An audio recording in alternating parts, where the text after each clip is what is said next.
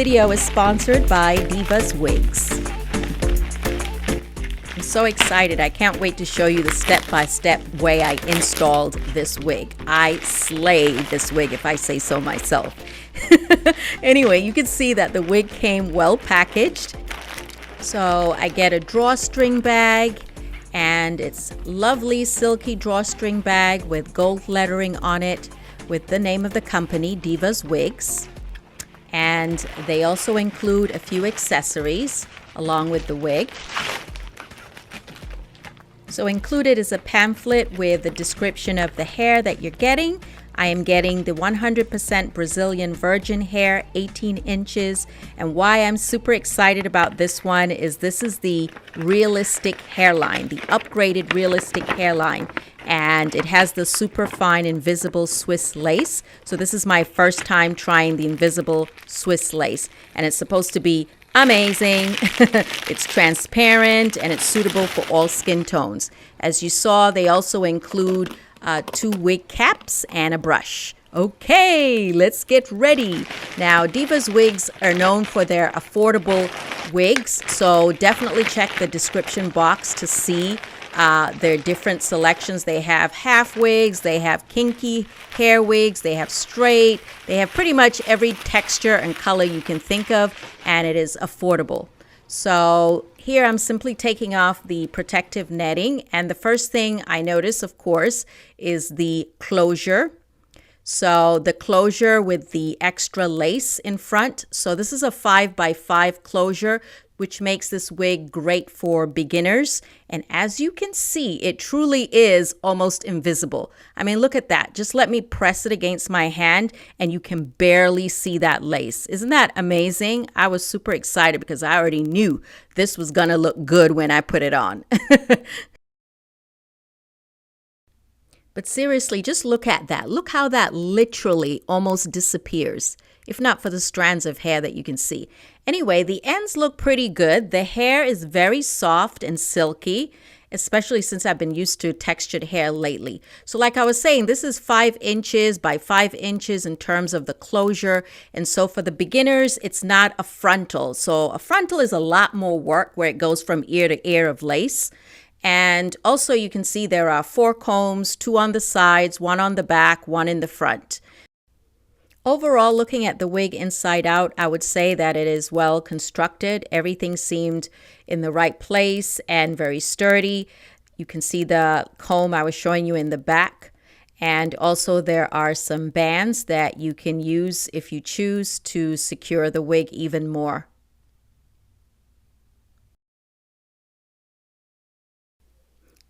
So I do note a few shorter hairs along the parting, almost like flyaways, and there are a few baby hairs along the hairline. All right, this is she, and I know I don't look as glamorous as we started off, but there's a lesson here. I am wearing my hair unbraided in the front. I'm just going to put a stocking cap on it, and there's a lesson here, okay? This is how not to do it, okay? How not to put on a wig. All right, so let me show you. We're putting on the new wig and she looks crazy. This is not it, not the way to start, okay? You have to have a flat foundation. So either you're going to gel your hair, put it in a ponytail if it's long enough, or braid it up like I'm doing here. And I'm not gonna braid it super tight. I just want a flat foundation, okay? So like this. And actually the back is just old braids, but it's important that the front be flat. So instead of glue, I'm going to use Got To Be, which is pretty popular because I want to be able to take the wig off, you know, at the end of the day. I don't want anything semi-permanent. So Got To Be works well for me. Gets my edges done. I have type 4 hair and it lays those edges, okay? So I'm kind of slicking them down because again, I have natural hair and this hair is silky. So how are we going to get it to blend? So this Got To Be really is godsend, and it washes off easily with water if you choose. All right, making my little swoops, nothing too crazy. I really don't do too much when it comes to baby hairs. I just want it to look natural. Well, almost. So once I'm happy with my edges, I'm just tying it down for about 5 to 10 minutes so that it can set. Then I'm combing out the hair. I haven't done anything to the wig. This is how she came. I'm putting her on a mannequin head. This is a very large mannequin head that I have. I just wanted you to get a closer look. I believe this is a body wave, and you can see also what the wig looks like online. Because the wig is on a large canvas head, it actually looks shorter than 18 inches, doesn't it? Anyway, I think my edges are set. Let's take the scarf off. Not bad. Let's pop the wig on. So I'm just trying to secure the comb in the back and also the narrow strap. Okay, do the flip.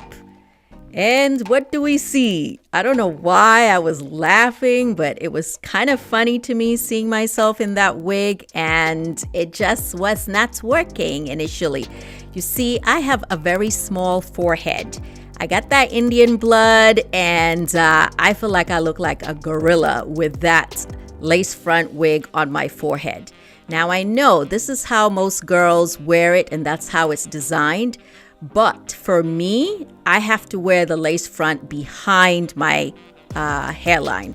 So I think that's the key, is that you're trying to wear it so that it looks natural for you, whatever natural looks like. Again, my hairline is pretty low, as you can see. And honestly, if I were to wear this lace front where it's designed in front of my forehead, I would have no forehead and I would look crazy.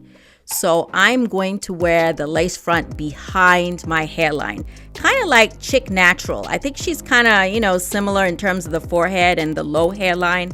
That really works. But overall, I really do like the natural look of this hairline in terms of the wig. So I'm going to take it off and cut the lace, okay? Because I don't need the lace in front.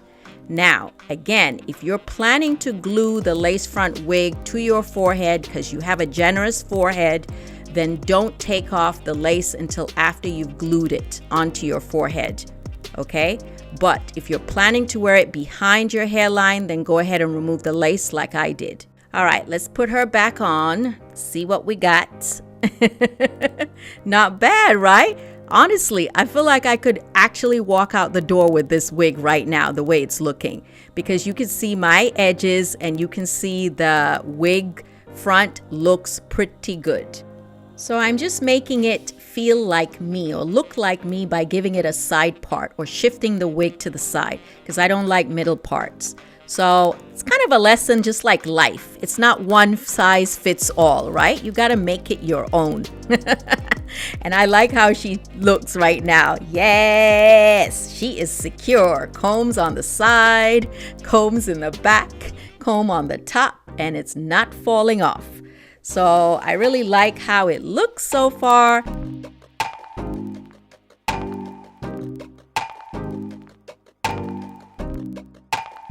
All right, we need to up the game a little bit. Let's just go a few steps further to make it look supernatural.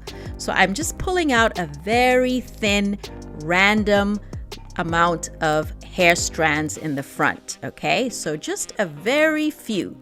And we're gonna make some baby hairs that we're going to blend into our own hair front or into the baby hairs that I've already laid. Again, this is not a frontal, this is a closure. So, towards my ear, it's going to look maybe less natural, but my hair is going to be down most of the time anyway. All right, so I'm grabbing the strands and I'm just gonna go ahead and cut them. And I find the shorter you cut the baby hairs and the less or the more sparse the hairs are, the more natural the final look's gonna be. But honestly, it was a struggle. It was a struggle even for me because I can lay my own baby hairs out, but working with the wig hair is a little bit different. All right, so I'm just adding some Got2b. If I had some alcohol-free mousse, that would work too, but I only had the Got2b, so that's what I'm gonna use. So it looks like a lot of product, but it actually will dry clear. So I'm just using my little brush, and if you have a designated toothbrush, that's even better, but because you just want the detail of a small brush. And as you can see, it sticks to my natural hair and boom, there you go. All right, so now we're gonna do the next side. Same thing, pull out a few strands of hair, which I will be cutting. And then what's cool is that when you swoop those baby hairs, they just kind of block the lace. So any lace that you could see sort of disappears because the hair is swooped over that lace and, you know, forms a little bit of a barrier between your skin and the actual wig. That looks like a lot of product though right there, I must say. But anyway, it's gonna dry and it's going to disappear. But I was struggling, definitely struggling right there with those baby hairs. All right, had to cut it a little shorter. Honestly, this is a very beginner-friendly wig and you don't have to do all this extraness or the baby hairs. I just wanted to do it to show you how much you can do with this wig. All right, tying her down, she's done. Now, what next? Okay, to make the wig look even more natural, I like it when it's molded to my head, meaning I don't like when the top is super bumpy or puffy. So we're gonna flatten it a little using this slick stick. Okay, you can buy this at your beauty shop or they have different alternatives. It basically sculpts and smooths, defines and holds the style in place. And when you use it before you flat iron or use the hot comb, it really gives you that natural, less wiggy look. So as you see around the top of my head, I go one layer at a time. I add the slick stick, comb it through, get rid of the extra residue, and then take the hot comb. And that really flattens it and gets rid of that heavy, bulky, wiggy look. Even though this hair actually is not bulky at all. Look how flat that is laying. That's what you want. Well, at least that's what I think you want. You need it to lay flattish on your head because naturally we don't have hair that looks like wigs, okay? So I want it to look like it's growing out of my scalp. All right. Now, I might have gone a little OD or extra with the flattening. Maybe a little too much, but you get the gist. All right, so now I'm just going to shape around my face. You know, I'm cutting some layers around the front, which again is optional. I just think my hair looks better when it's a little bit shorter around, you know, my face. So even though the hair came curled, I'm curling it even further because this is exactly how I would wear my hair when it was relaxed. I'm also listening to Missy Elliott, Getting Down. That's how you do your hair, right? You dance, you listen to Missy Elliott, Janet Jackson, Beyonce. Those are the people I love. Sade, you know, all those timeless artists. And then occasionally Cardi B. Yeah, even her. Okay, so let's flatten our parting even further because we want it to look flawless. All right, let's work on that parting. So I'm going to cover up that demarcation that you can clearly see, all right, using a hard, fine brush and some pressed powder that matches my skin. I'm putting it along the parting, and it's going to make the parting look super natural. I try to make sure that the powder extends fairly forward. And then the other trick is to add some black eyeshadow between the demarcation of the wig and my actual hair, so it creates a natural looking density.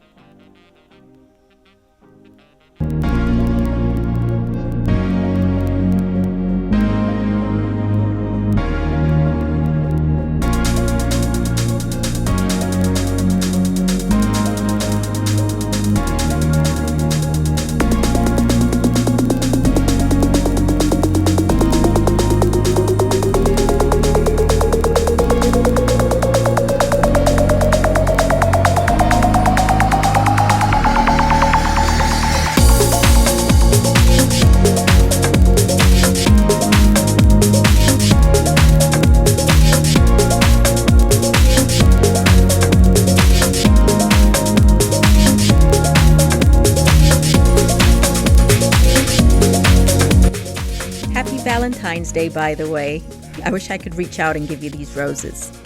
Anyway, they're actually roses from my husband. Aren't they beautiful? And I know typically we get red roses, and I do have some red roses too, but I love yellow roses. All right, let's see what this hair looks like in a ponytail, because this was my go-to style when I had long, relaxed hair. I think it looks super natural. You would not believe this is a wig. And let's straighten her. Let's see how well this body wave straightens. Not bad. I just need to trim the ends. So I did one side, as you can see. Let's do the other side. It still has some body. That's all, folks. I hope you enjoyed watching this video. I hope you have a wonderful evening. And don't forget to check out Divaswigs. They have affordable wigs. I hope you like my before and after. I think it took off 10 years. I really appreciate you guys, and I will see you soon. Bye!